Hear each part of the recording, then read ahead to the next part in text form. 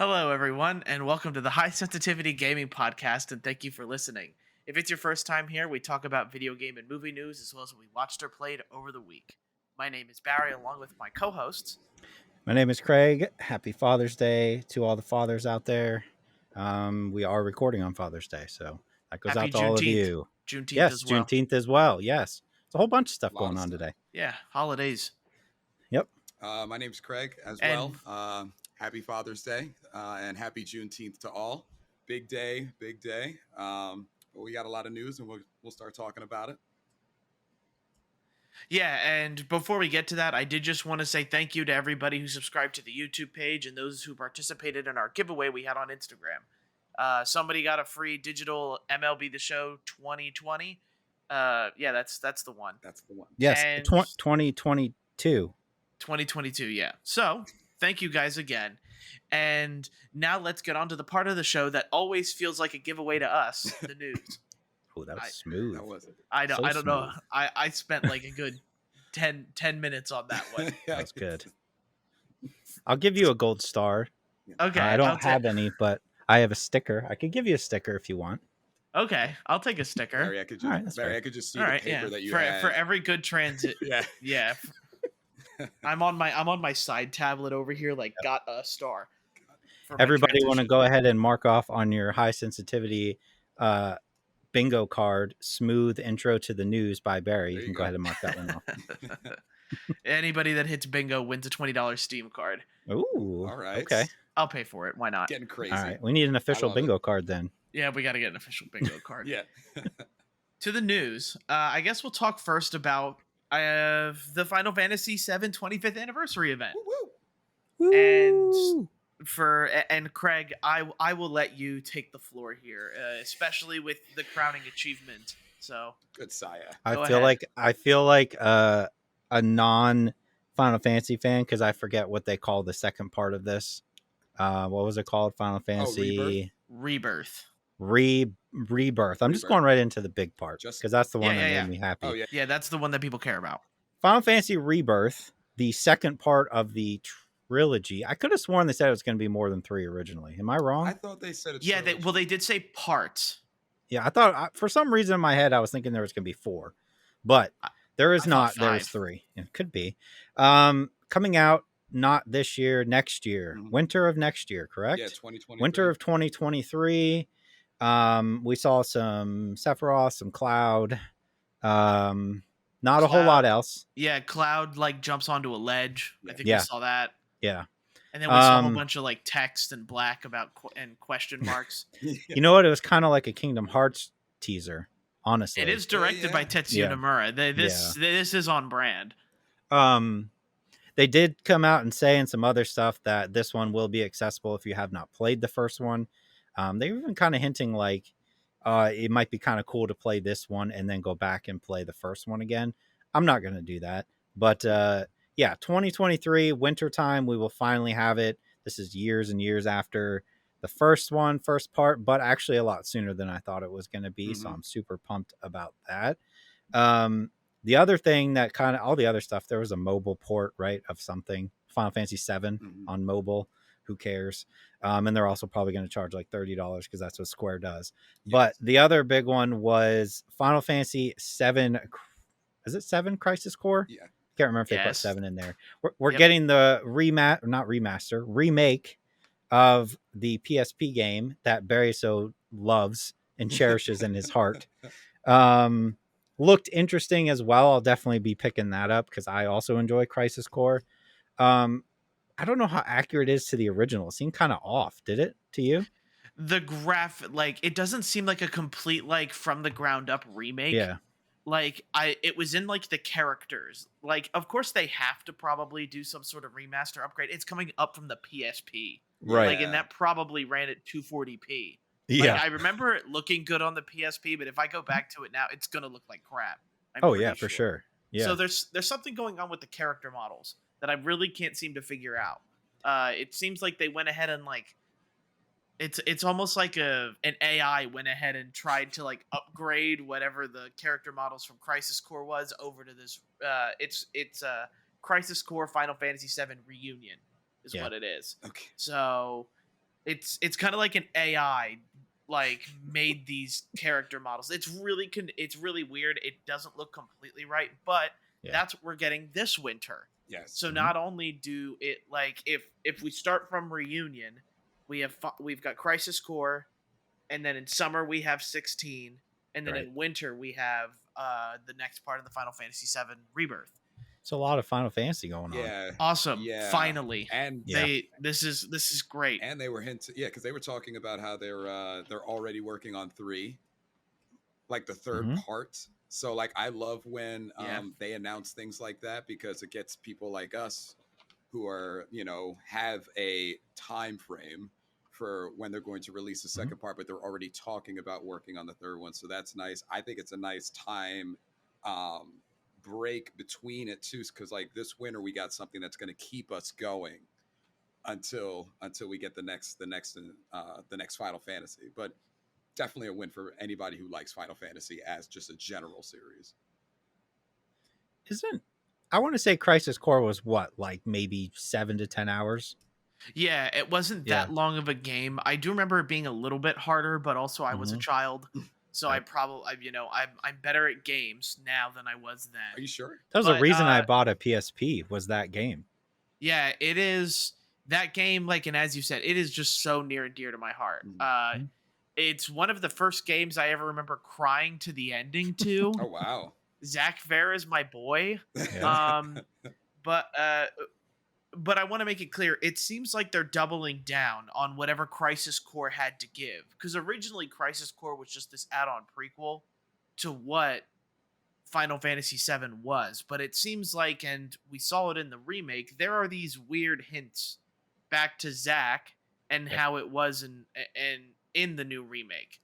So they're releasing this for a reason, and Mhm. I think it's because there's going to be a much bigger influence for the Crisis Core cast. Okay. And to be fair, Crisis Core, there really isn't very many like characters that could probably make the jump over. Like, we have Zack Fair, the main character, his mentor Angeal, which you guys will get to learn. You get to learn more about young Sephiroth Yep. Ooh. as well, so that's nice. But it's going to it'll give a lot more menacing attitude to Sephiroth, I believe. This game adds a lot of like what the soldier program was, and you kind of, because in the first one it is kind of a mystery Yeah. about what the soldier program is and Yep. why it's doing what it's doing, and you'll have a much better perspective after playing Crisis Core. Here's my issue with not Crisis Core, but the second part of this Final Fantasy trilogy. Final Fantasy VII, right? If we take where we ended from this remake from a couple years ago, is like the first 2 to 4 hours of Final Fantasy VII, right? And there's this gigantic space that the rest of the original Final Fantasy VII is. And I do not know how they fit that, going off of what they did with this first one, into the next two. They're just either going to have to cut out a lot of stuff, or these are going to be insanely long games. And I just don't see them having the time to put out a 80-hour game with the amount of detail they put into the first one, which was just Midgar, right? Mhm. And Yeah. now you're going into all this other stuff and all these other cities that were in Final Fantasy VII and all these other characters they have to introduce still, and just smash all that into 2 games. I don't know how they're going to do that. I think I'm just setting myself up to having a lot of stuff left out that I would like to see in there. But I will withhold judgment until they're in my hand and I've played through Yeah, them. we're gonna have to see like a little bit more, stuff as it comes up. Clearly, they have plenty of time to be able to keep teasing us and teasing us. But yeah, the question is, I mean, the first Yep. one was quite linear, Mhm. and like you said, it's first 2 to 4 hours of the original. So like, how do we take that? How do we make it open world but still deliver the level of quality that the first game was able to deliver visually? What do they cut out? What do they keep? I mean, you can't sacrifice too much from the 7 story, because that's what is beloved of Final Fantasy 7, besides like, some gameplay aspects that they had introduced in that game. So I'm interested to see what they come up with, but I don't want I don't want to feel negative Nancy about it yet, but like I am questioning how are they going to bring that open world aspect to it. I'm with him. I don't think they're going to, honestly. I think they're still going to make it linear. It just makes sense for them to be like, you know what, there was open world, but we can make it linear, right? And just go from town to town or city to city or whatever. I don't remember how the Now, map was about it, but I didn't mean to interrupt. It was But open. like it, You would get on like, but was it like Go ahead. open, or was it like open, but there was clearly like your next destination for like no, you could get yeah, lost. that's the thing. Because you would go to like the world map and you would either be on your ship or you'd be walking Yeah. or whatever. And you could just kind of walk around wherever. And I remember a lot of times as a kid being like, I don't know where I'm supposed to go. Like I'm just wandering around. But I don't think they're going to do that with these.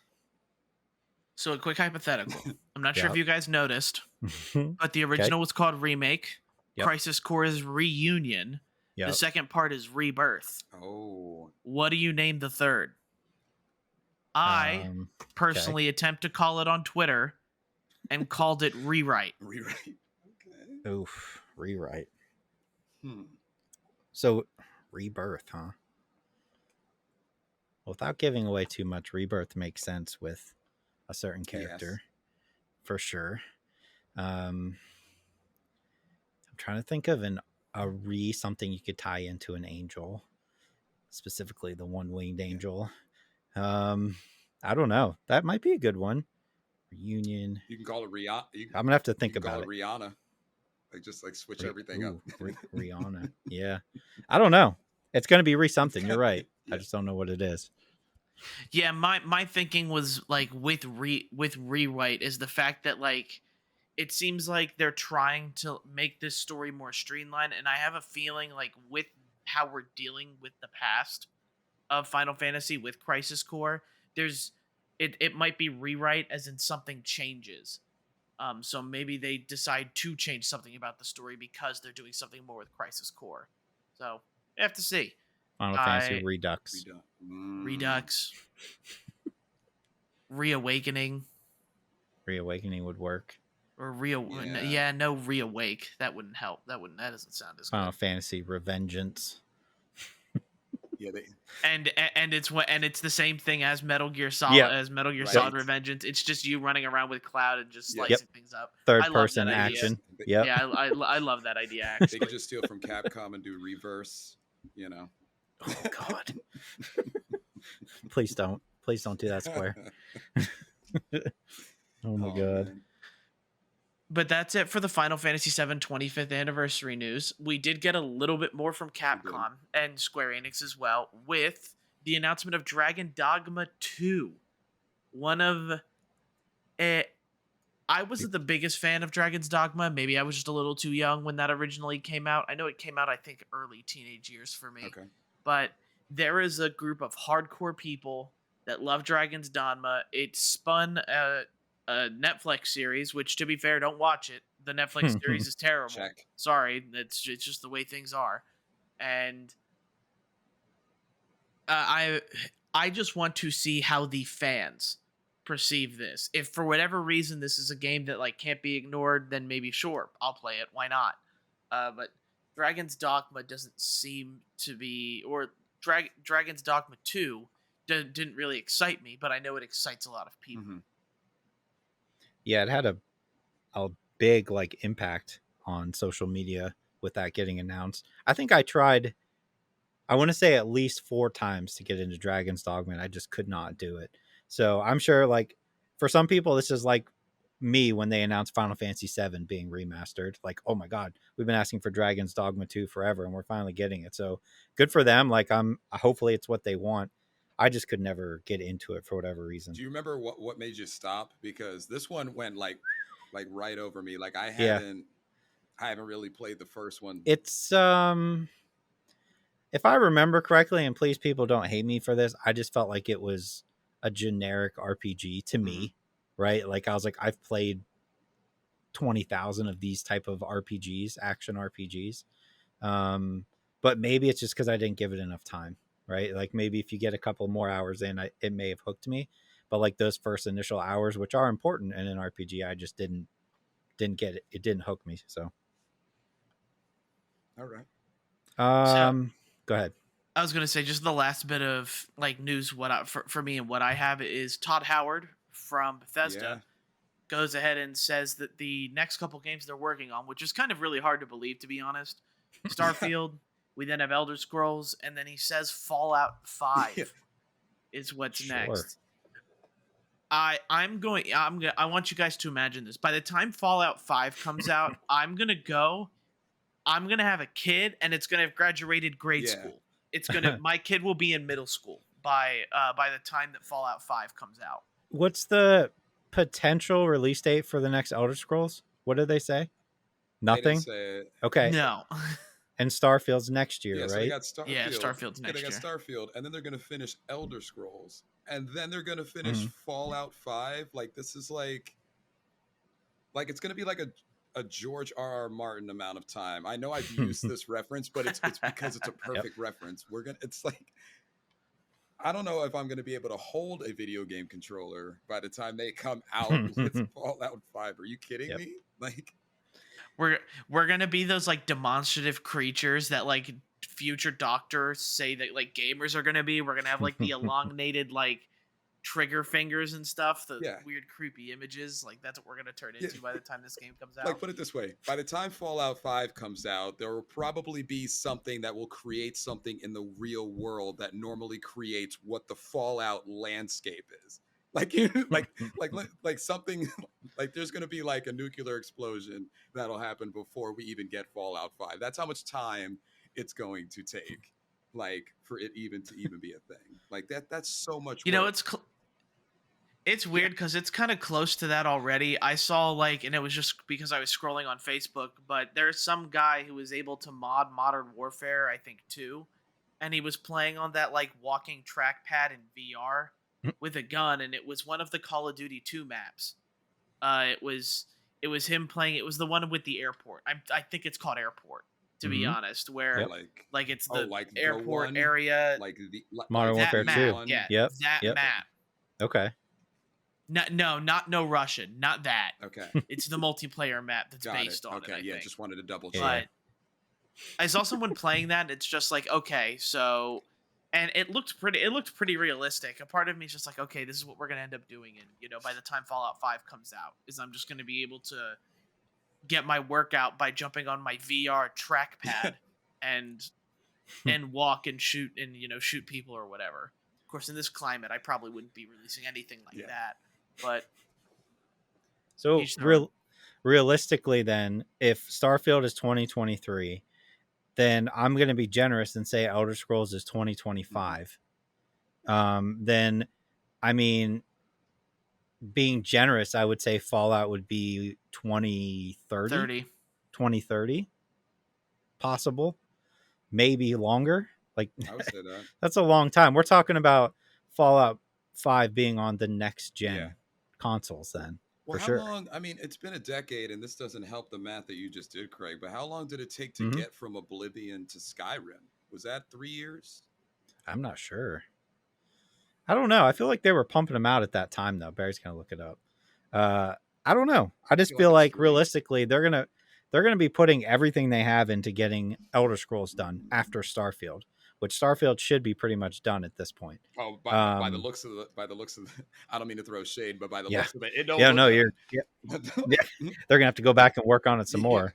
But I mean, I think it's being generous saying that 2025 for Elder Scrolls. Yeah. It could be 2026, 2027, because they don't even have anything to show for it except for a title screen that they made. So I'm sure they're probably in early concept phases at this point. You're deep in thought over there, Barry. 5 years. Oh. Okay. Between Oblivion and Skyrim? Yes. Okay. 5 years, maybe 4. We have Skyrim coming out November 11th of 2011. So 11/11/11. Yep. I remember that. Yep. And then Oblivion was so it's a little bit. It's actually probably a little bit more. March 20th of 2006. Oh wow. Okay. So any more months and it's closer to 7 years, to be honest. They do take their time, and in that time they still don't find all the bugs. No. So their bugs are notorious. They're notorious for that. All right. I have. But what news Go do ahead. you guys have? I have 3 relatively short ones. I'll just run through them real quick. First one is, and we'll talk about the game later again, but The Quarry was originally supposed to be a Google Stadia exclusive. What? Yep. And then Stadia failed. Correct. And then once Stadia didn't take off like they thought it was going to, they pivoted to making it for every console. I just thought that was kind of an interesting little take. Like, that could have been, I mean, that's not a system seller, but like that could have been something for Stadia to hang its hat on, right? Take off. The sequel to Until Dawn sequel. To be even like remotely excited about. Right. Second one, the Xbox app for PC now predicts if the game will run on your PC, which I thought was kind of cool. I'm notorious for going to willitrononmypc.com to see if games, like, not so much now, but my older computer, I was always like, would this game run on my computer? Now it's kind of nice to know that the Xbox app for PC will automatically tell you, like, hey, this won't run, or hey, this may run on minimum. It's just going kind of a nice on thing. Google and looking up, can you run it? I think it was .com. That's like, that's peak PC gaming. Yep. I used to do it all the time before I upgraded my PC, and I was like, oh, can't play that one. On to the next one. Yep. We'll get it. And then the last thing I have here is we got a in-depth look at Evil West. I don't know if you guys looked at that game at all, but we got like a 10-minute trailer gameplay footage. I'm super pumped for this game. If you haven't seen it or heard of it, look it up. It's kind of a mix of like a Bayonetta type game, except it's the West. So you have like your revolvers, your rifles, extremely bloody third-person action game that I'm all about. So yeah, if you get a chance, check that out. I'm super excited for that, but I'm not gonna hang my hat on it like you did, Craig, with BioMutant, because I feel like it may not be what I want it to be. So I'm gonna be cautiously optimistic on this one. Yeah, I suggest trying not to die on that hill, even though I find some game that makes me that excited, just like that. Ugh. There's always, I mean, it's one I look at and I'm like, I love these type of games. They're so fun to go and play, like when you need a break from like a shooter or an RPG, to be like, let me go turn my brain off and just mash buttons for, 5 to 6 hours. So I'm hoping that it can fill that need for me. I like it. That's all I have, though. I'll toss it over to you. I wanted to make sure that we didn't talk about yet the Resident Evil third person, did we? Or did we touch on that? Like the new, kind of. We touched on that kind of last week. Because like we dabbled in it, and I didn't want to beat it to death. I more so wanted to re-examine how excited that I am for that, that's just Craig news. That's not actual like world news. Or even United States news in terms of games. The other thing that I wanted to talk about, and I just got like a one really like quick one here, is the kind of rumors, news, whatever you want to call it, of like the PS5 Pro Controller. PlayStation actually got like it's rumored that they're probably going to talk about it, but like it's rumored that they're going to talk about it at like the end of the month when we might get Ragnarok news. Now we've all had we're going to get Ragnarok news thing, and I don't want to fall for it again, but it is exciting to know that Sony, after watching the Elite controller and then the Elite 2 controller just basically redefine console in your hand gaming, that they're like, maybe we should make one, or like maybe we should like, because they didn't make one for like the PS4. What was that one that you have, Barry? So for example, this is the Astro. This is right, this the Astro. PS4. There's also the Scuff Okay. one, and I think Scuff also has a line for the PS5 as well. I do wish personally that Sony would do their own. Yeah, like a first party. Like a first party. Yeah. I think it's kind of dumb that they haven't, but maybe that's because you have third companies like Scuff and Astro that'll make it for you. Yeah.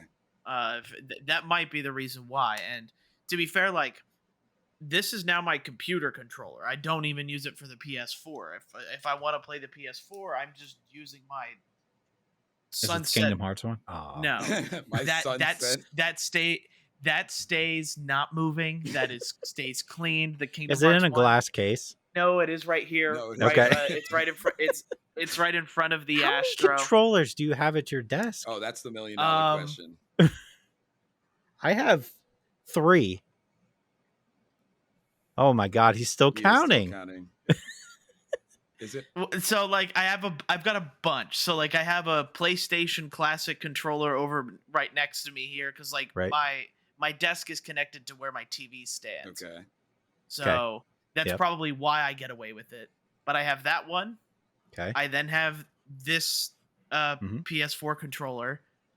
I then have another PS4 controller in my desk cabinet here.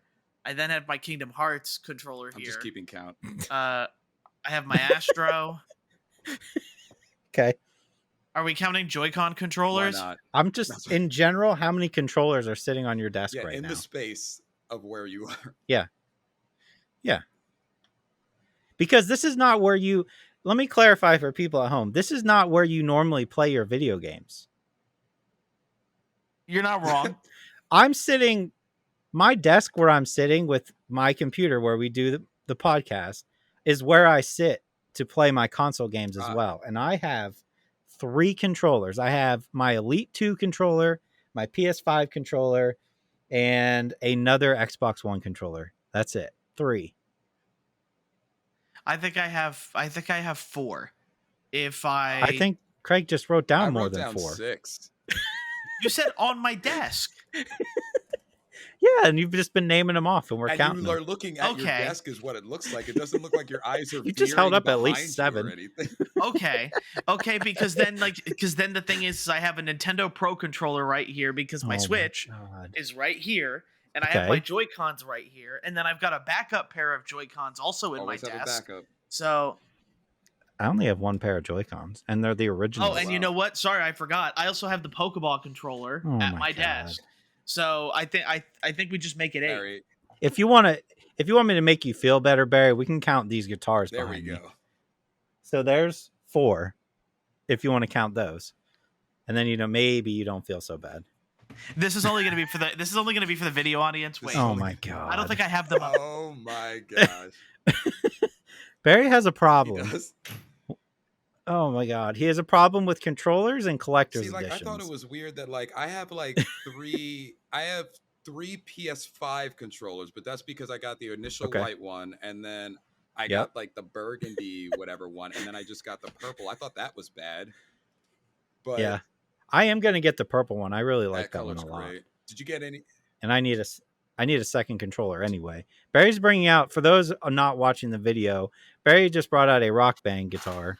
That doesn't count as at your desk though. Yeah, it doesn't count as at my desk, but I do have one like in my room, in my vicinity. There's a crap ton of controllers. Yeah. And then I have all the I have one up here, and then all the Rock Band stuff downstairs. Even though Okay. that's not where I play Rock Band because my PS4 is up I here. can assure you. I was just trying to point out that that's not where he normally plays video Yes. games. We are all proud of you, Barry. We just want you to know that.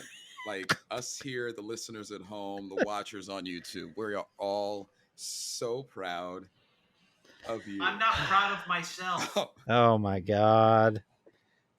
This is I don't even know anymore. This is so far out of where we started. What were we? We were talking about a Ps5 Pro Yes. controller. Which, oh, by the way, they're apparently, based on the rumors, supposed to be doing like the replaceable trigger and back. Nice. Like it sounds essentially like an Elite 2 controller, but PlayStation's finally doing it. But it's again a rumor, first party controller creation rumor, and if we're gonna follow it being announced with like Ragnarok, then I'm not gonna believe anything until I see it because still waiting on that. They release a Pro Controller themed. Maybe instead of like doing like the themed consoles, they do themed controllers this time around or something like that. Yeah. So It could be cool. maybe They used to do that all the time, right? Like I think like I have God of War Ragnarok. I have themed a controller. somewhere a Xbox 360 Tomb Raider controller. Oh, wow. somewhere. I like that.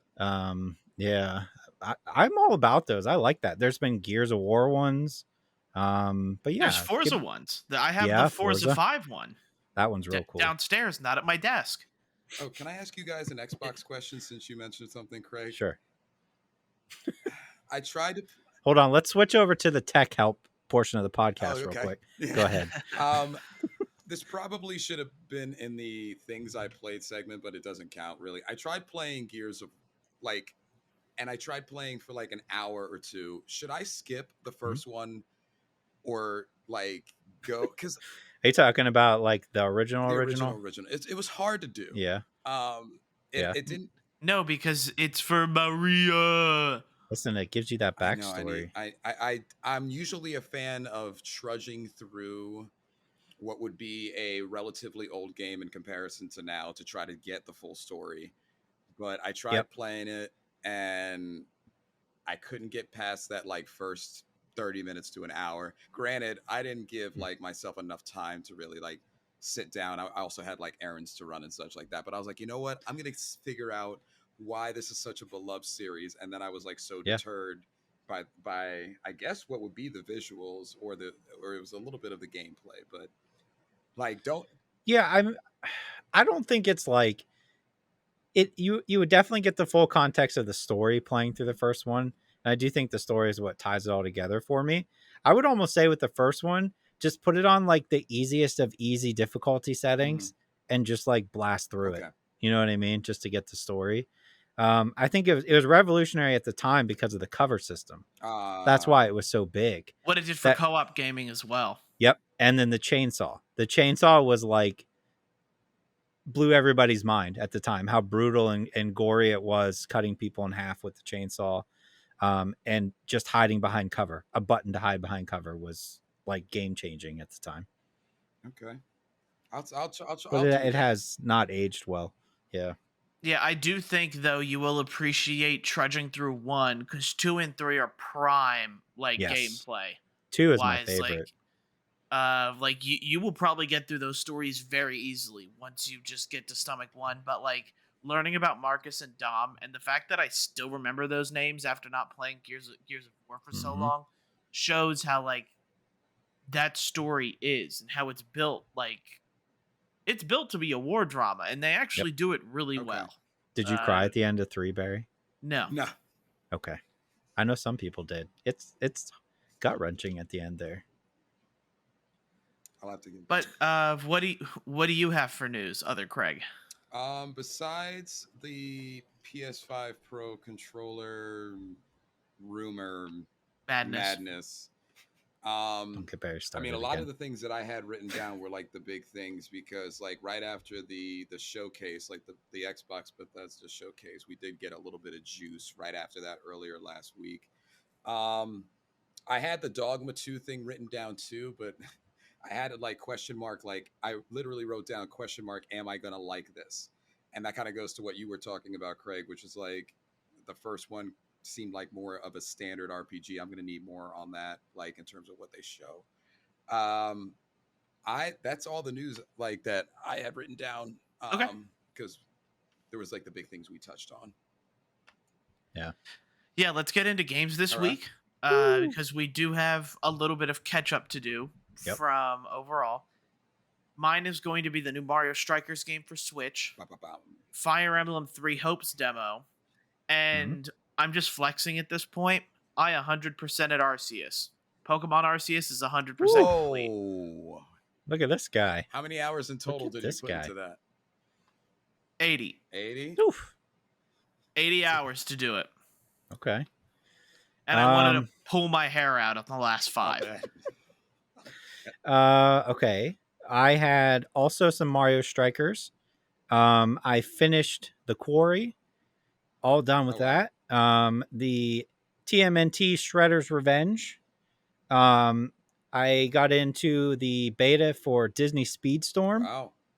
And then just in general, the PlayStation Plus collection. Oh, yeah, the PlayStation Plus collection. Yeah, that's true. How about you, Craig? So it's a little light for me. My wife and I are doing Quarry together. And based on schedules, we want to make sure that we get a good amount played. So we're still at a part where technically the stuff is going down, but not fully yet. in Okay. reference to last week, and I've been putting my head into. I had to take a break from Horizon Forbidden West. It was the same thing that we were talking about, an episode or two ago, where it's just you spend so much time grinding for the one part that you need for like the legendaries. So like you get tired because you just are hunting tremor tusks and then hunting. So like I took myself away. I needed something simple. So I'm playing Nobody Saves the World, Okay. which which is a good game. But like, why don't we start with you guys? Because you guys have the portfolio. You basically have a resume of games collectively there. Give it to me, Barry. Fire Emblem Three Houses demo. Fire Emblem Warriors Three Houses demo. Allows you to play the first 4 hours of the game. You can choose between either the Black Eagles, Blue Lions, Golden Deer houses, and kind of get to play through it. I'm glad we didn't talk about this last week because I've kind of had time to marinate. I've been a tomato marinating in marinara sauce. Okay. And I am fully ripe. I'm a good marinara sauce now, and my verdict is it's a Warriors game. The characters seem a little annoying, to be honest, and the same thing in Three Houses where you have Sothis as your kind of inner monologuing type of person. You get another one in here when you're playing the character Shez, and I think I'm just speaking a foreign language to most people, and he's kind of annoying. He talks down to you a lot. He makes me feel stupid, and it's weird. I will say though that the overall Warriors aspect, the Fire Emblem Warriors aspect of getting to command your units, having unit advantage, like sword over axe, axe over spear, spear over sword, is still works, and it still plays very well. I do enjoy that portion of the game. It feels a little bit slower. Okay. And that's not a good No. thing. These games need to be fast and feel reactive. My biggest complaint is the fact I think on the Switch it looks like crap. And like going into it, it's almost like my rant is the fact that games on the Switch, Nintendo has to do better. Yeah. We need the Switch Pro, and they need it desperately. Yep.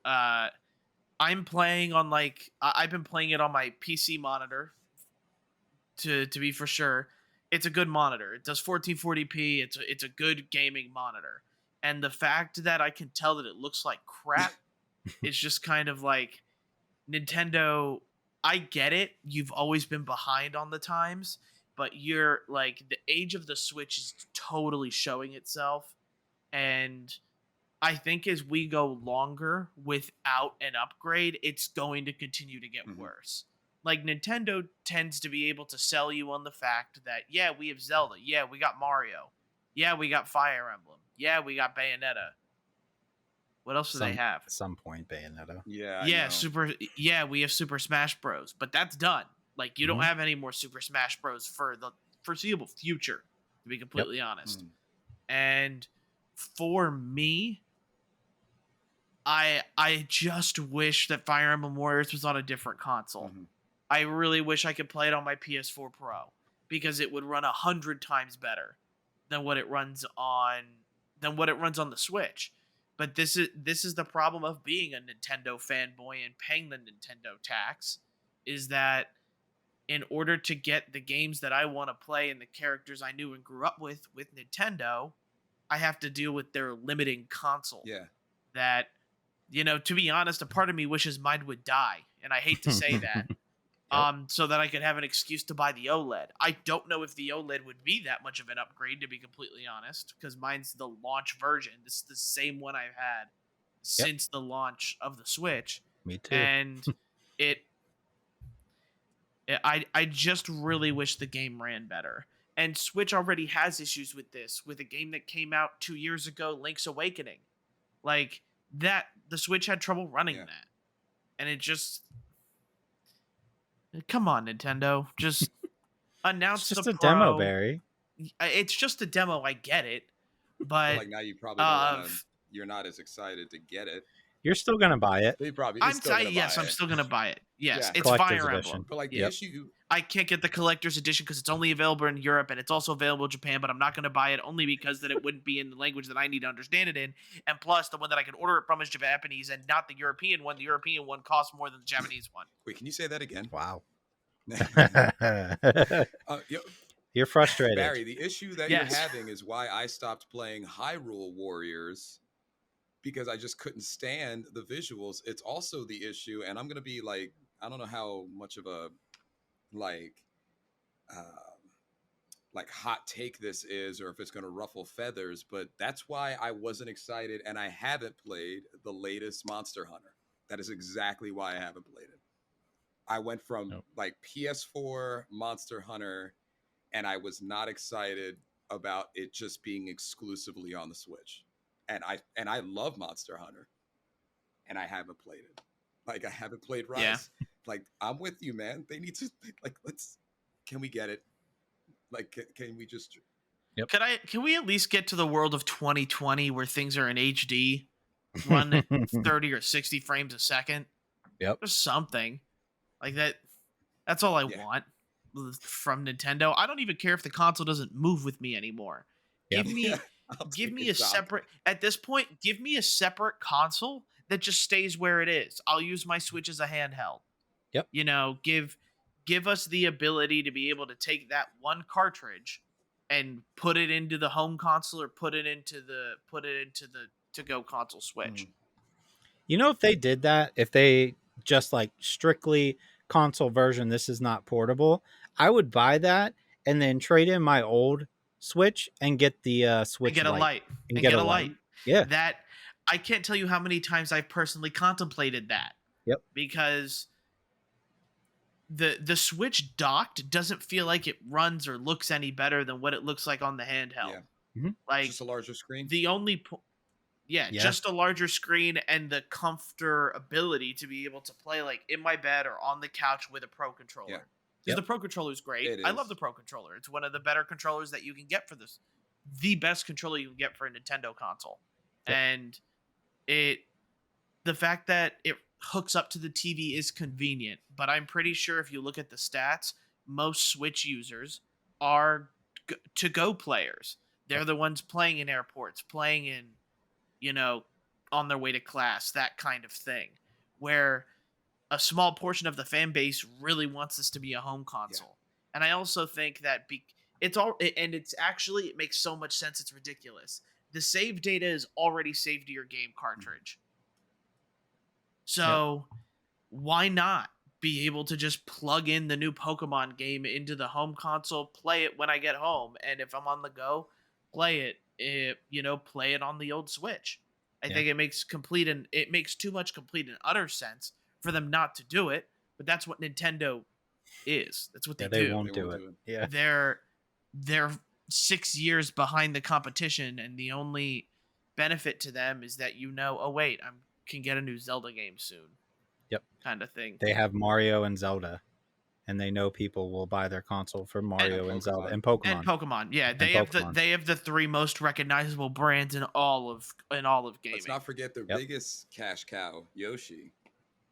Hands Yeah, down. Yoshi. Because let's be honest, the next closest is probably Sony's neck. And if I'm being honest, that's a joke. It was supposed to make people laugh, but Craig didn't laugh. Master So I guess. Chief, come on now. Barry, since you're already riled up on Switch, why don't we talk about Mario Strikers? Yeah, Mario Strikers. My issue with Mario Strikers is it feels like there's nothing to do. Yes. I've played it for 2-3 hours, and I haven't played it since. There is no story mode. There's just a cup mode. Yep. And online. And online, which it seems like they're leaning very heavily into, which is surprising for Nintendo. For how bad their online service is. Yeah. But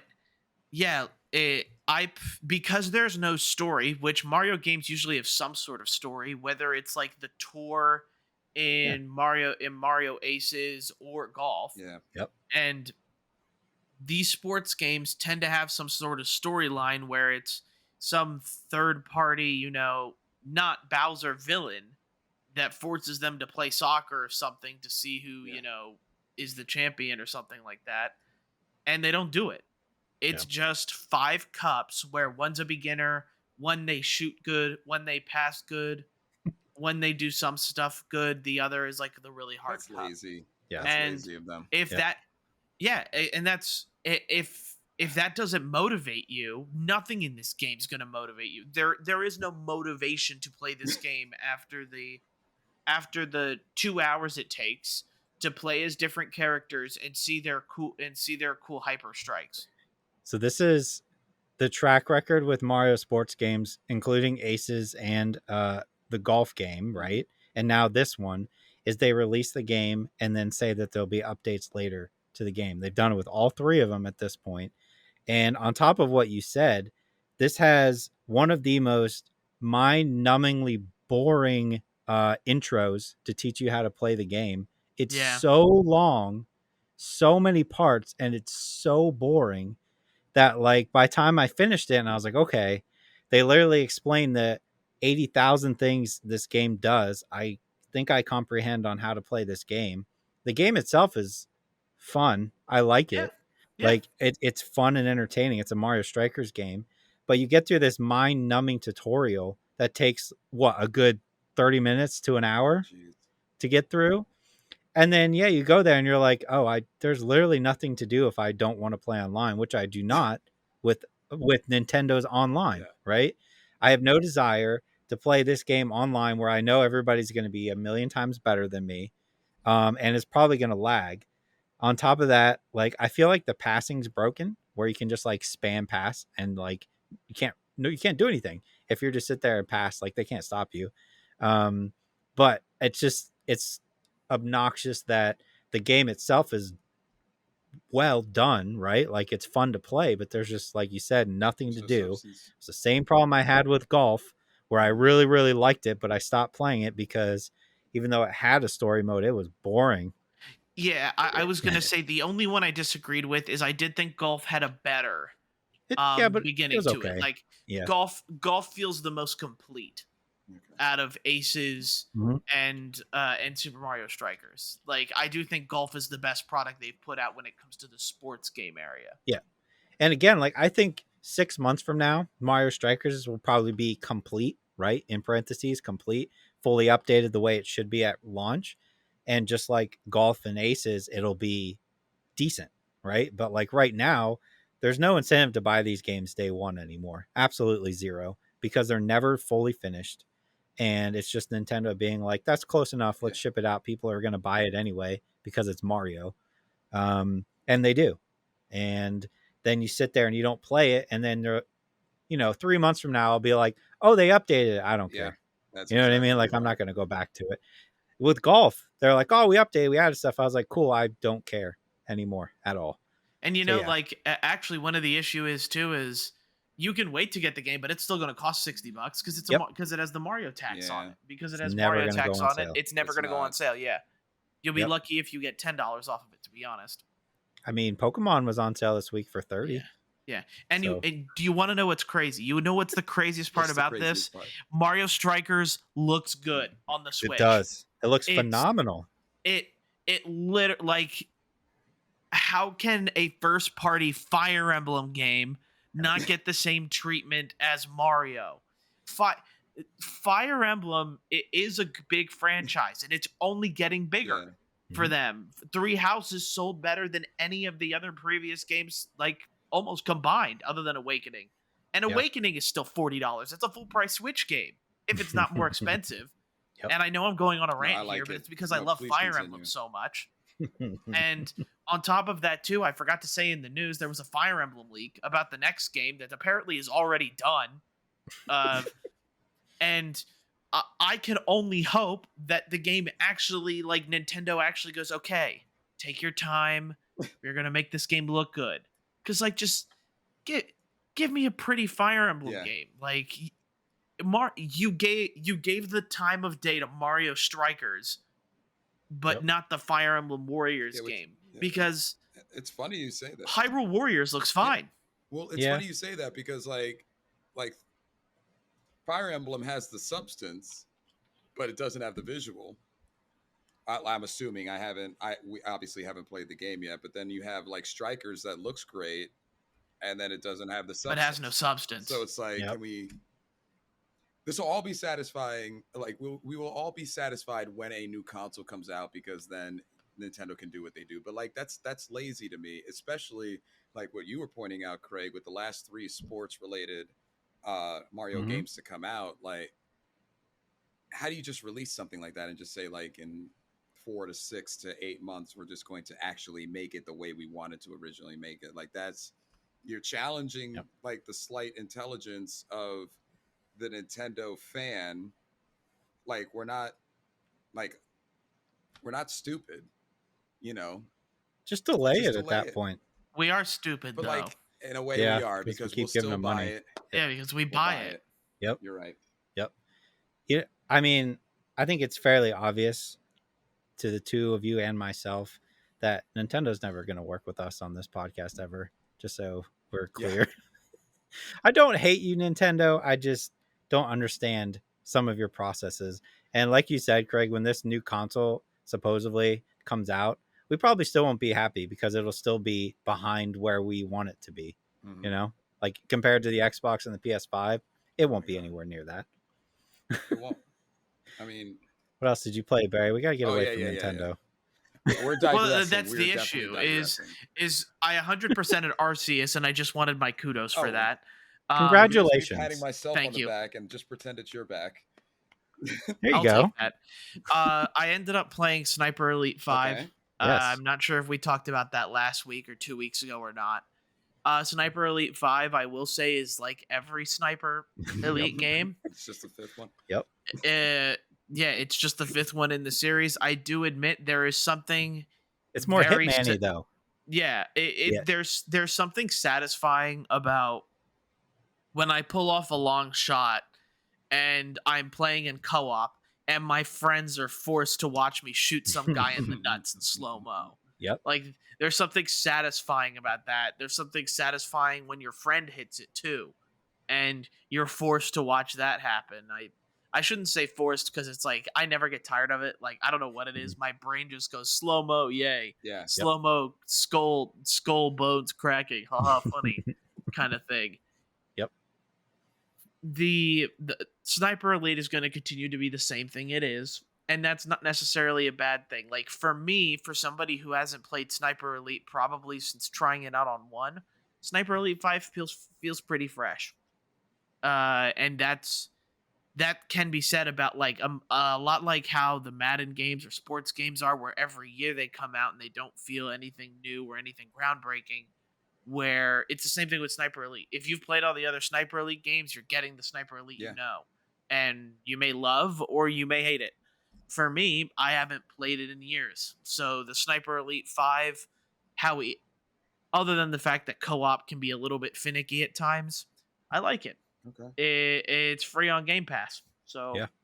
take it for what you will, and shoot some guy in the nuts in slow mo. Yeah. Trust me, it's very satisfying, more satisfying than you think.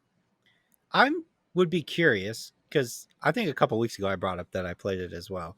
I would be curious to see how successful this series is, because I never really hear anybody playing it, but they just keep making them. Mhm. So either they're extremely cheap to make, or they're actually making decent money somewhere. They have to be using an engine from like another game or something and like copying and pasting. I feel I got like I think so. The game's nothing spectacularly good to look at. right. So I think you're right about the fact that it probably is cheap. They Mhm. probably use the same engine, but Yep. you have all these people, like, there's a specific group of people that in Call of Duty only use snipers. Yeah. Yeah. And for that group of people, this is the satisfying portion to them. I gotta. So they play Sniper Elite 5 because they feel like they're a sniper. Yeah. I got a friend of mine I- who played Sniper Elite 4 religiously, and he didn't play any games. He's like a guy in his, I'd say, late 30s, early 40s, and he did not play another game on PlayStation. He's not what you would consider a gamer at all, but Sniper Elite 4 came out, and that's his jam. And he played it and replayed it and replayed it and replayed it and replayed it. And I respect him for it because he found Yeah. fun in one video game. Meanwhile, I'm buying like 6 a month to try to figure out like how to make my trying to get that try to get that high of high. Yep. gaming. I wish I could do Yeah. that. But Imagine how much money we'd save. We wouldn't be a Right? good podcast though. But So yeah, but We it's people wouldn't. like that why there's a Sniper Elite 5 out. Like he liked it enough to like just play the heck out of it. And I mean, there's a fan base out there, and more power to you. Yeah. True. Yeah. What else, Barry? that's all I got. Okay. Let me go through the list here. Let's talk about Disney Speedstorm. All right. Everybody's super excited about Disney Speedstorm. This will be free to play when it comes out. So you know that in order to get some of the characters, you'll probably have to spend some decent money. There'll probably be some sort of loot box, something involved. But I can't go off of that because this is the beta. There's no buying of anything.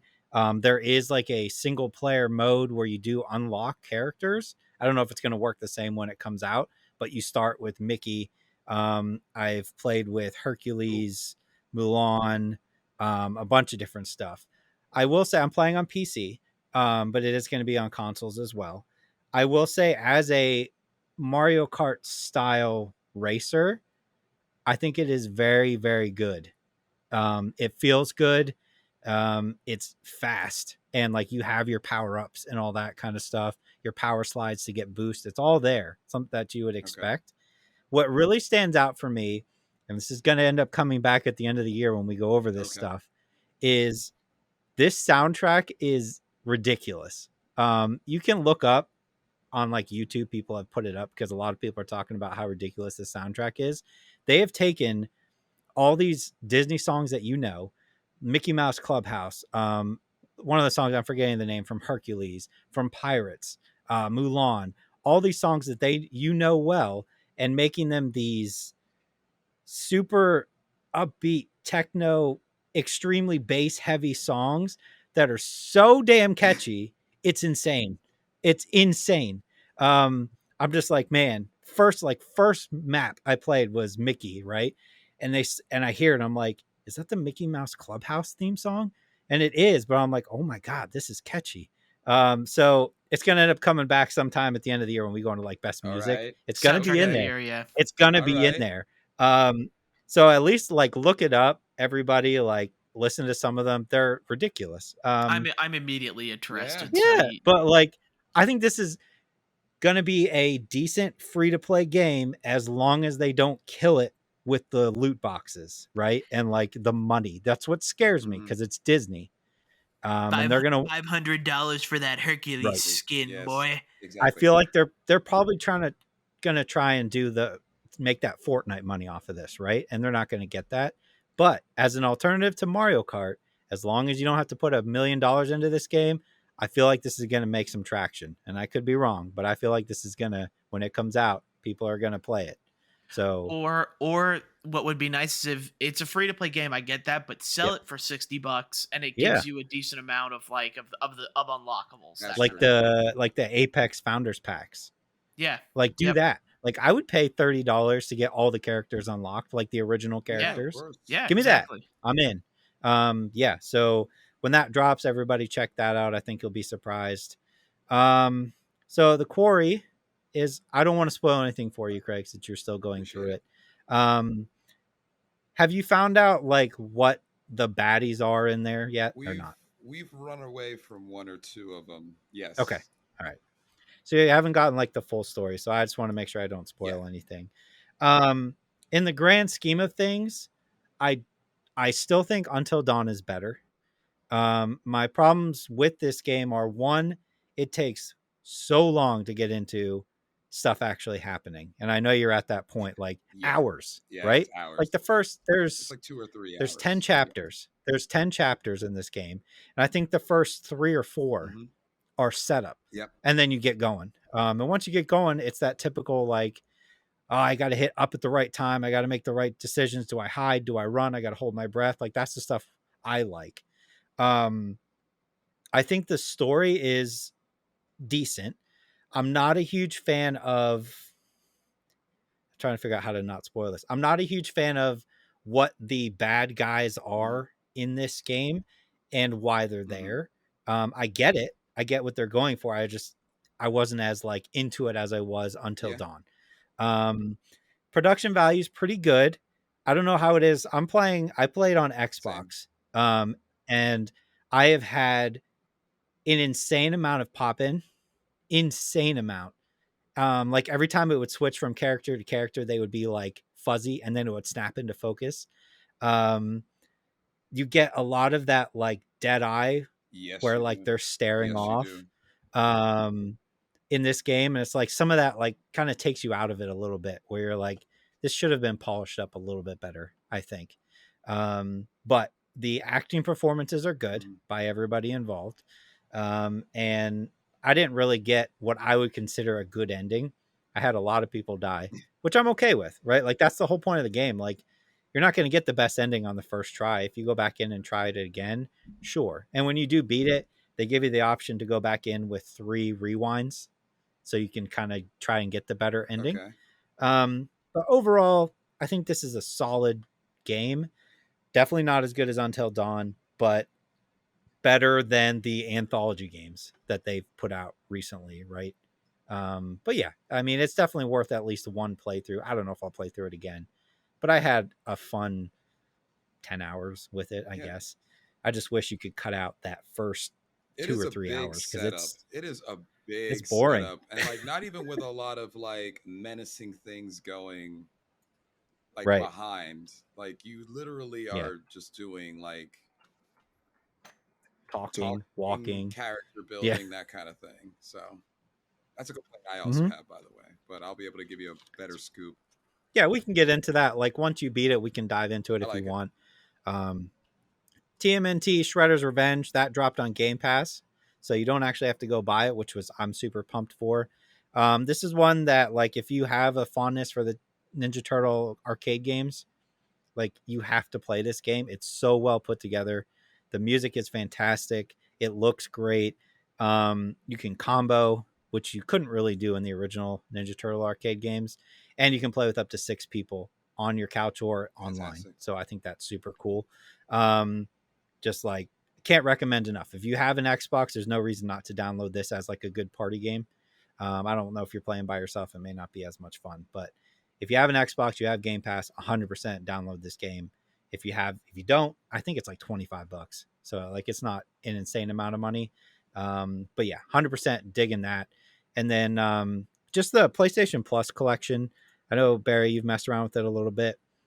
I'm trying to look at it from the lens of like somebody who hasn't played like a bajillion games in almost every game that's come out, and looking at the lineup of games strictly like PS5, right? Demon Souls, Spider-Man, Miles Morales, like all that stuff's on there. I think the value is there, and we talked a little bit about as long as they're updating it, this should be a good value. I haven't started playing Demon Souls yet because I got sucked back into playing Wild Arms a bazillion times. So I'm still playing through that again. But the PlayStation collection has been good. I've been enjoying going through and being like, oh, I'll play through that again. Or, oh, I never actually got to play that as a kid. Let me download that. They all seem to run well. I haven't had any issues. And for now, less than a month in, I think this is a fantastic value. I don't know how you feel, Barry. Yeah, and I haven't gotten to try Wild Arms. I did download it, but there's something to be said about. I know everybody kind of hates this streaming type of thing, but there is something about seeing a game and not having to wait for it to download. Yeah. Being able to click stream, and within a minute, 2 minutes, depending on your internet connection, you're playing that game. Yep. And that allows me to keep my interest in the game because I'm not sitting there waiting for it to be done downloading. For the most part. Now, for me, I'm really impressed with how many PS3 games that are on there. Like PS3, there's a lot of games, and I thought I played PS3. God, did I miss a lot of games? Yeah. There are so many games on the from the PS3 collection that I was literally impressed. Yeah. I was like, okay, because you have the PlayStation 1 Classic, if you have one of them, so you kind of don't need that portion of things. Yeah, we don't have a PS2 version, there's enough PS2 games in there for now. I think I do Yep. think they need to bring the catalog more over. Um, there's something to be said about like, and I know this is a very very like niche thing, but like put the the original Kingdom Hearts and Kingdom Hearts 2 games and Yep. let me be able to like feel what those games felt like on PS2 Yep. compared to playing the new remixes, which are obviously tuned to Yeah. the PS4 and everything like that. So it's a minor niche thing that I'd like to see. But favorites like Jack and Of Dexter, course. I can't believe how many Ratchet and Clank games there were during the PS3 area. Yep. I looked at that and I went, this has to be the entire catalog of Ratchet and Yeah. Clank, even Almost. though I know it's not. So it is impressive in that way. I think the game trials need a little bit more work because they need to be a bit more experimental. I get it, like the PlayStation exclusive games are getting those time trials, but give us some for like indie titles that we haven't heard of that it's worth those time trials for. Because mostly for Horizon, if you're going to like Horizon or not. Yeah, that's For true. Spider-Man, if you're going to like it or not. Give me more experimental games, indies, third-party games that I'm like, "Oh, I can at least try it without, spending my 20 to 40 bucks on it." A part of me wishes the new game that's reviewing very well, Neon White, that's on Steam and Switch and other consoles as well. I wish that had a time trial Yeah. so that I could at least try it before like jumping into it, because those are the Yep. games that matter. I don't need a time trial for God of War Ragnarok. I know what God of War Ragnarok is. Yeah. Like that's the thing that I think they need to eventually get onto. But the fact that, and you mentioned it as well last week, where I can now play Ghost of Tsushima and get the DLC for free. Yep. That's awesome. Yeah. I am going to try, and I can't believe I'm going to say this. I'm going to try to play Death Stranding, the director's cut, because I Me too. hear that made a Me bunch. too. Yep. That That's made on a my list. Okay. that made a bunch of it. And to be honest, if I can download it and play it on my PS4 without much of an issue, who knows? Maybe I'll stream it because I've been I've been thinking about streaming more often now that we have all these games kind of to backlog and play through. Yeah. I think the foundation's there. They just need to continue to follow up. And I get that we're not going to get first party games. And I think for Sony's sake, probably a good idea that we don't get Sony games for free. I know that's going to be very, very like, what are you thinking, Barry? But I don't know. It makes sense to me, Okay. especially considering like and I mentioned this as well, the $1 billion corporation that Microsoft is compared to the $1 billion corporation Sony is. Sony doesn't make that much money to be able to go to their first party studios and be like, here's 300 million. The game's free now, and you don't have a say. So that kind of stuff. But games like Stray, we are gonna get for free. So that's something that I look forward to, is maybe these smaller Sony experiences we're gonna get for free. What if, and this is just a hypothetical with this, I know the trials, like I don't know how many people are going to use the trials, but say take like God of War, right? Ragnarok. What if they use those trials to be like, okay, you can play 2 hours of God of War Ragnarok, but if you have the top tier PlayStation Plus subscription, $17, $18 a month, we're going to put that 2 hour trial up 5 days before the game comes out. And you can play the first 2 hours before it comes out. We know you're going to buy it anyway, but if you pay $18 a month, you can get started on the first 2 hours 5 days early. I think that could be something huge. And then you go buy it. You know what I mean? And then you go. But I feel like that's something that would help. I mean, that's in this case. That's a good idea. I mean, I don't know if you guys can help me with this, but I haven't upgraded yet. I'm considering between the extra and oh my gosh, the premium. Yeah. And literally for an extra $20 a year or the difference monthly, I'm deciding if I'm just okay with what extra can give me, or if I want to spend the extra $20 this year to play Siphon Filter, Red Faction, and Dark Cloud 2. Those are the 4 Dark Cloud's games. phenomenal. Dark though. Cloud is phenomenal, and I was looking Yep. at it. Actually, it's funny we're talking about this. I looked at it earlier today, and I was like, "That's worth $20 a year to Yep. play Dark Cloud again, and Red Faction, and Siphon Filter, and Dark Cloud Yep. 2, which I also liked. It's not as good as the first Dark Cloud, but those 4 Right. games equal $20 for me. And no matter how you mathematically look at it, if I'm a person who does a yearly, that's $5 for an entire year to play those 4 childhood for me classics. And I'm okay with it, even without knowing what else Sony is going to release in the library. That's like the differential, because I mean, I can't play those 4 games unless I get premium. Like Yep.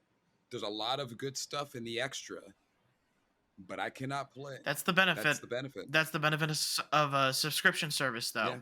You can play it for 4 months and then downgrade over to the next one. And precisely. Yeah, they So- got to keep releasing stuff, or I'll be in the same boat. I'll drop down too, because I'm like, why am I paying if they haven't added anything in 3 months to the PlayStation 1 or PlayStation 2 side of things? Yeah. You know.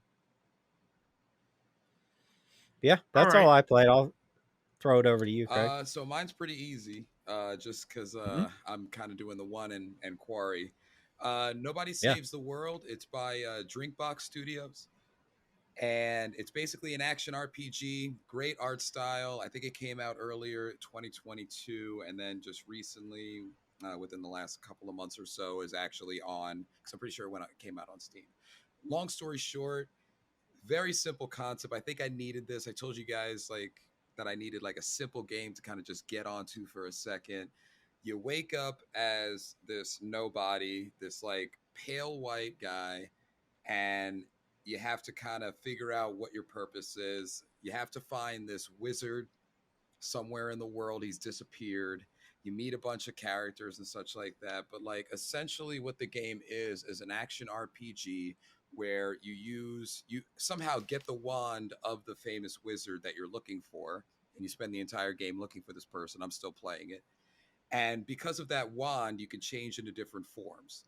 The forms make no sense like to each other. There's a horse, a rat, there's like some of the higher scaled ones could be like a dragon or a monk.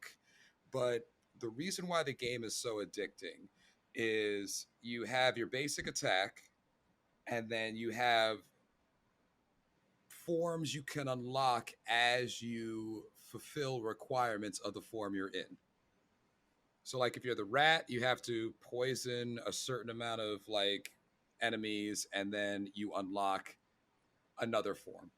And then when you get into that form, you have to do a specific requirements, and then you unlock another. So between that and the side quests, it's actually pretty addicting, because you keep trying to search for the next form, and the forms do get better. And what you can do is you can take specific benefits of each one and just kind of make your own character to try to survive. Now, when you combine that with the dungeon crawling in the game, because the dungeons are well done, the art style is fantastic. It's got kind of like, I thought it was like a Ren and Stimpy vibe to start,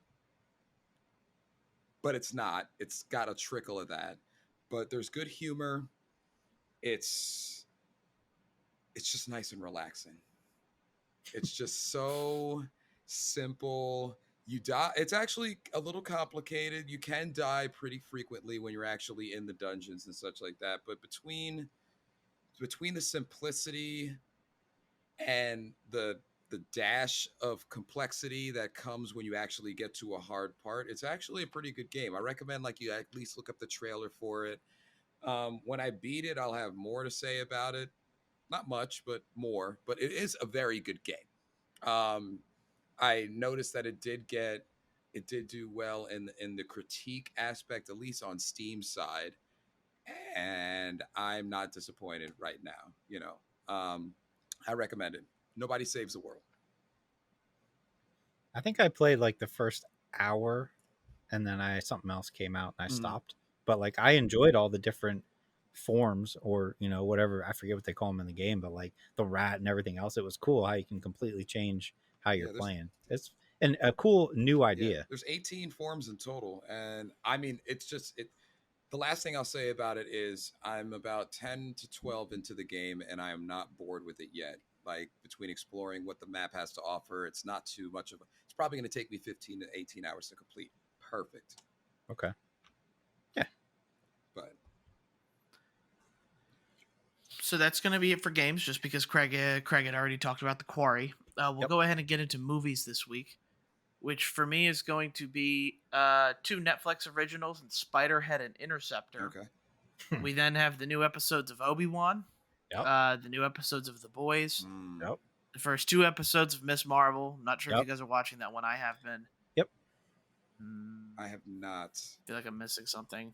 Those are the Miss Marvel, Obi-Wan, and the boys are like the ones that every week I'm like, gotta make sure I don't miss those. I don't even know when Miss Marvel updates, to be honest. I just go Wednesday. in there. Oh, Wednesdays as well. Yep. Okay, that would make sense then. Yep. So, what did you guys watch that's different from my list? Besides the TV shows, I did watch Interceptor. I just forgot I watched it. I have Hustle, which was also on Netflix with Yeah. Adam Sandler, and The Outfit, which was on, I think, Peacock. All right. Okay. So about you? I have some catching up to do on some of them, but I did catch up on The Boys, and I have been watching. Thank you, Barry, for your Crunchyroll. I realize there's no really cool way to say that. Don't do it. Don't go down the rabbit hole. Stop it. I am watching Parasite Maxim right now. That's a good one. That's a good one. I'll see you guys later. But we'll get started on what you guys really want to hear, which is everything besides that last thing I mentioned. Oh my God. Barry, Interceptor. Really good dumb action movie. Stop it. It's so bad. Is it really? Oh my I God, liked it's it. so bad. Listen, I love Chris Hemsworth's wife, but my God, can she not act? Whew. Go ahead. I guess I see that. I love it. I wasn't, I guess, paying so much attention to the acting as like the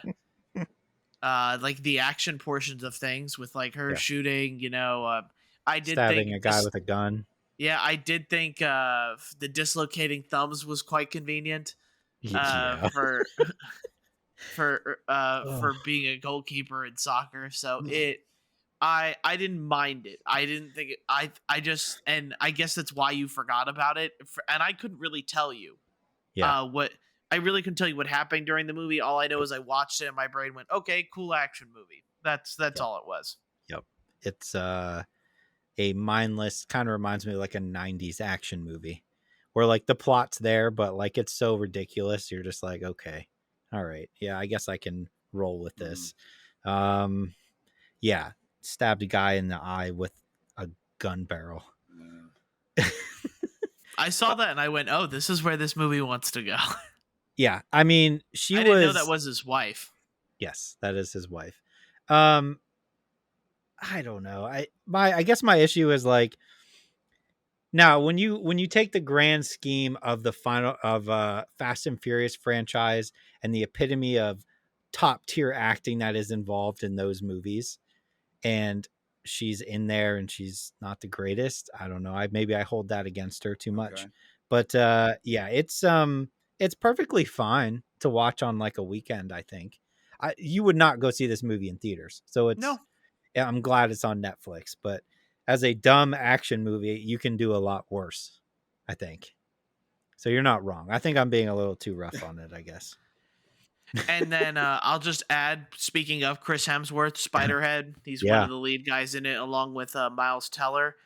Opposite of that, I really enjoyed Spiderhead. It is a good kind of thriller. A lot of twists and turns going on. There's a very relatable moment, especially if you work in retail, in this movie, that you'll know exactly what I'm talking about if you see it.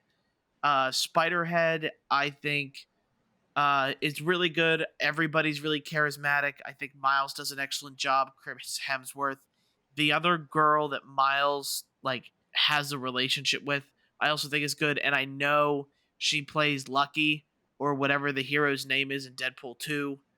But it's overall a really good cast. I like the premise of like the whole manipulating emotions type thing and how they're testing this manipulating of emotions with drugs.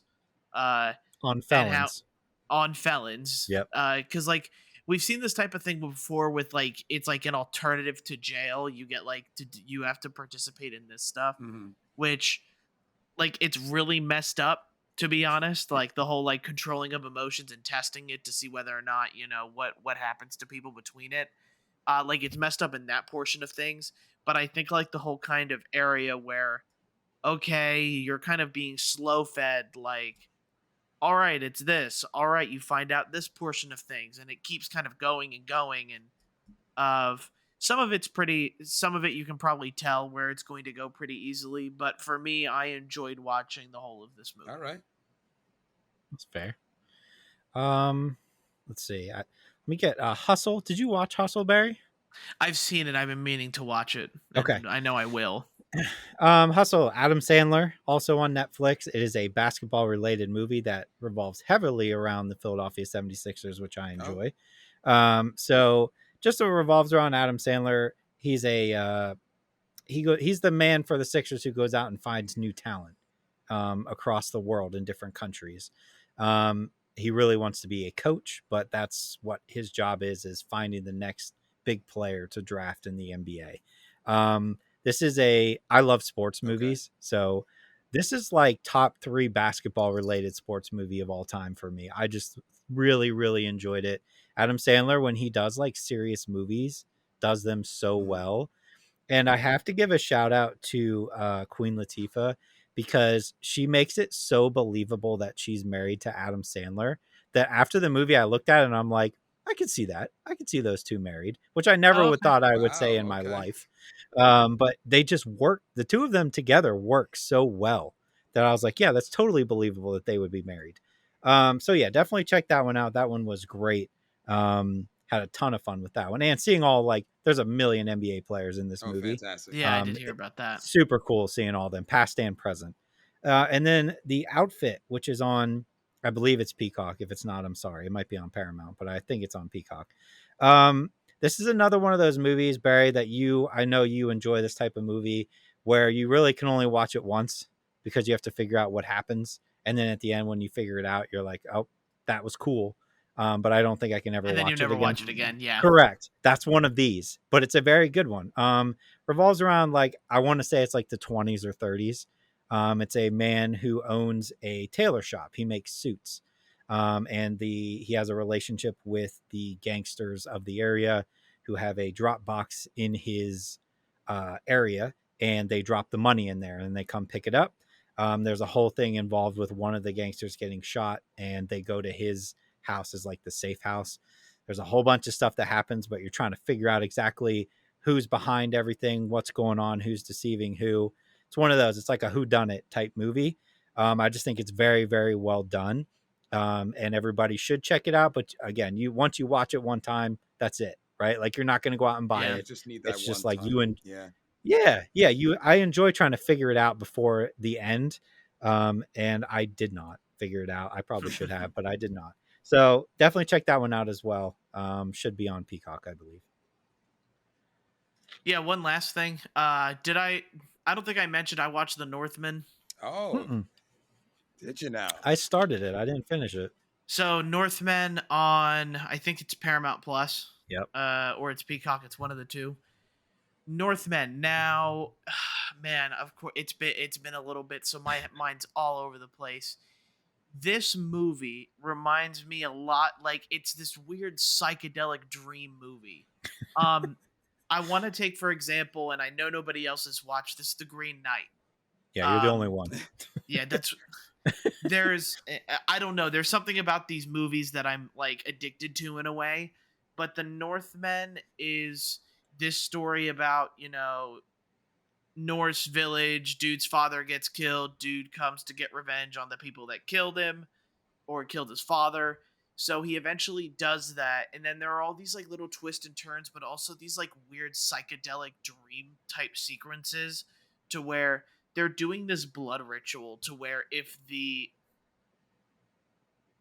kid doesn't come back to revenge his father, he dies. Oh. Or like his destiny is destroyed. And there's like there's these like dream fight sequences that are really weird as well. It's really hard to explain this movie, to be honest, because it feels like there's so much weird mystical stuff Yeah. going on. Like they spend so much time like on this weird blood ritual because Willem Dafoe is the one leading it. Okay. He's like the shaman in a way of the He area. can do no wrong to me. I believe he can that. do no wrong to me. Yeah. The movie probably If- could, but he can do no wrong to me. Like Yeah. I'm trying to remember the other movie before The Green Knight that reminded me of this movie because like there's this movie The Green Knight and then another one that I'm reminded of. There are these like weird psychedelic experiences in a way that The Northman is probably what I would say most people would like or watch. Okay. The Green Knight, there's not enough action. It's a lot of like suspense to it and trying to like twist your head in a way where the Northman like has a little bit more to it, has a little bit more of exciting pieces to it. And the whole like staying down into Norse mythology type stuff to where before they go into battle, they do these like weird battle chants where they take on these like possessions of like an animal in a way where the dude's like literally drooling like a wolf. Like it's like and the rest of his peers that are in war are also doing this. Oh. And then they become like this invincible task force in a way in the one village that they decide to slaughter. So I know it's a lot. But if you want like an intro into these types of like weird movies, I'm going to call them weird. I'd say The Northman is the most accessible. If you don't like The Northman, then I wouldn't suggest The Green Knight kind of thing. Nobody should watch The Green Knight. I'm just kidding. You have to be a particular person, I think, to like it, I guess. Like, and the thing is like these movies review well with critics, Yep. but when you look at the Rotten Tomatoes score, it's the audience is usually significantly lower. Yeah. Like by a good 20 percentage points. That's the case with The Northman. Is that the critics love this movie, I think, for how different it is and how like psychedelic it is, to where it could just be like a normal Vikings TV show. And the critic and audience would love it, but the critics would go, "Oh, this has been done millions of times before." Right. Interesting. Yeah. I don't know. Yeah. I guess you have to be cultured like me. I guess Yeah. that's what it is. I'm just you know Yeah. I watch this movie with my 60-year-old scotch. Yeah. It's and all my that pinky it's up. all that anime that's caused you to be a man of culture. There you go. That was my segue for you, Craig, as well. Oh, okay. I was trying to segue into the anime corner Yeah. Craig's in the Barry's that, anime that I'm corner. afraid to go near. Yeah, I got recommended You would like Parasite. You would like You would like Parasite, Craig. Parasite. Stop it. I actually had a coworker recommend this particular one to me. And it's interesting. So essentially what happens is there's a parasite that I haven't watched the full thing, so correct me if you've seen the full since you've seen the full thing is there's parasites that come in from outer space, and essentially their purpose is to find a human host, and they essentially try to make their way into the brain, and then they are able to control that particular person. Now, what's cool about them is that and this goes with kind of like the art style too, when they actually are trying to eat, their face kind of manipulates into either like claws, weapons, giant mouths. It all kind of depends on the particular parasite. The story actually centers on a particular parasite that tries to invade itself into a student at the local school. The student sees it, and It's a teenager. it's a teenager, yeah. And it looks, Of course it It's is. either teenagers or early college. yeah, Okay. it's. if I I'm remember. still iffy on which one it is there, but essentially, Okay. They look older. they do. And it tries, it basically makes its way into the room of that teenager. It tries to embed itself because it's got like these, I don't know what you call them, but like it's got like, it essentially can burrow into the skin. Well, it does, but he wakes up in the middle of the night while it's trying to do that, and he basically cuts off the circulation. And if you're not being overly like proper with how the human body works, it can't move past that. Okay. So it basically lives in its hand. So it hasn't made its way to the brain, so it hasn't fulfilled its destiny, so to speak, or its purpose. And and the rest of the show is about his relationship, because it does speak to him through his hand, because it didn't make the way to the brain. Okay. So he has his brain intact, and it's about them coexisting as one organism, and them trying to figure out how to not only coexist, but what's going on with this invasion. And it's pretty good. I went right from Attack on Titan to that, so I had to tailor what I was, my idea of what I was watching, because it is a different art style, and it is a completely different story. But it's for anime, for people who aren't necessarily fans of anime. There are the standard tropes that you find, but it is a manga that was made into a show, so it's got the story behind it. I'm about halfway through it. There's only one season. Besides the fact that it's kind of hard to understand why this particular student, who's a nervous student, has so many female characters, like really kind of being. Which is how it goes in anime. That's apparently how it goes in anime. He's not. It's just how it goes in anime. He's not an impressive main character until a certain part of the series happens that I've already passed. But it's a good watch. It's not what I would try. So, like, my wife is not necessarily an anime person. This is not the anime that I would try to get her to watch it on. Because I think that we should always be thinking about our listeners and our watchers. And if somebody is like me, still trying to get somebody that they like or love or are married to into anime, this is not the one.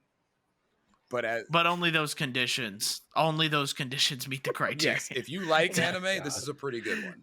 This is a pretty good one. Okay. And I'm halfway through. It's I like the premise. It's Invasion of the Body Snatchers meets anime, but I think anybody who does like it should give it a whirl. Who does like anime should give it a whirl. That's fair.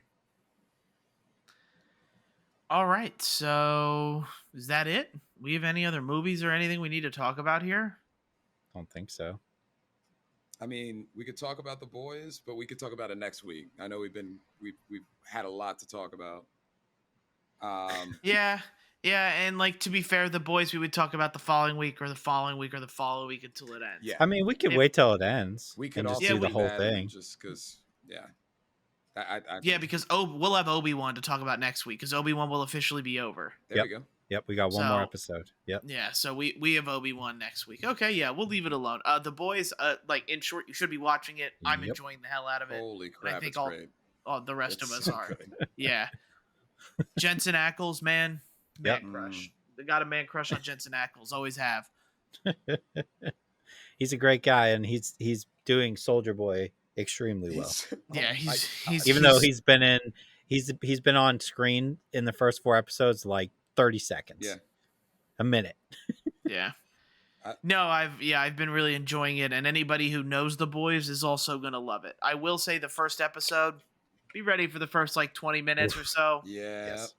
The Boys loves the shock factor. They do. If it can give you that shock factor, it will. And the first 20 minutes of episode 1 does do a really good job of shock factoring you. Yeah. So I find myself kind of like waiting for some type of like explosion of a body or something. Mhm. Like if it's been like 30 minutes and I've been watching the boys and that hasn't happened, I'm like waiting for like some type of like splatter sound to happen. Like Yep. if you watch the boys, you know that splatter sound like that you're expecting, you know. So yeah. Yeah, but we can talk about it when it's done.